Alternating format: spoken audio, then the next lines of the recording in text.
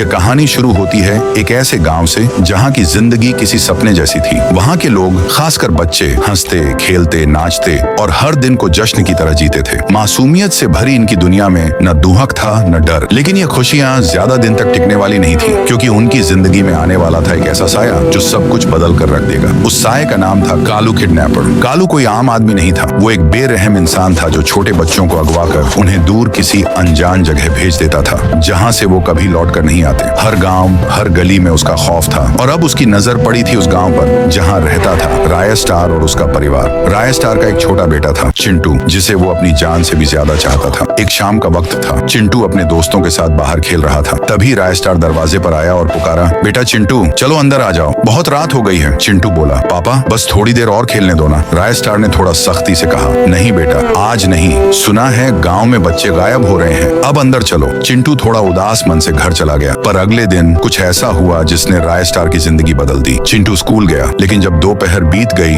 और वो अब तक वापस नहीं आया, राय स्टार बेचैन हो उठा। तभी एक छोटा लड़का जो चिंटू के साथ पढ़ता था दौड़ता हुआ आया। हांफते हुए बोला, राय स्टार अंकल, दो लोग आए और चिंटू को पकड़कर गाड़ी में डालकर ले गए। ये सुनते ही राय स्टार की आंखों में आग जल उठी। उसने बिना वक्त गंवाए अपनी बाइक उठाई और निकल पड़ा, अपने बेटे को ढूंढने, उस राक्षस से लड़ने जिसे दुनिया कालू किडनैपर के नाम से जानती थी। दूसरी ओर कालू चिंटू को एक अंधेरे गोदाम में ले गया था। डर के साए में बाकी बच्चे सिसक रहे थे, पर चिंटू निडर खड़ा था। कालू ने कहा, मत रो बच्चों, यहाँ कोई नहीं आएगा तुम्हें बचाने। पर चिंटू ने आंखों में आग लिए कहा, तूने गलत बच्चे को पकड़ लिया है, तू नहीं जानता मेरे पापा को। और तभी हवा में एक तेज गड़गड़ाहट होती है। बाइक की तेज आवाज सुनाई देती है। दरवाजा टूटता है और उसमें से निकलता है राय स्टार, उसके हाथ में चमकती तलवार जैसी छड़ी। राय स्टार गरजता है, कालू, मेरे बेटे को हाथ कैसे लगाया तूने? कालू हंसता है, अच्छा तो ये तेरा बेटा है? अगर पहले पता होता तो यहीं खत्म कर देता। राय स्टार ने कहा, अगर दम है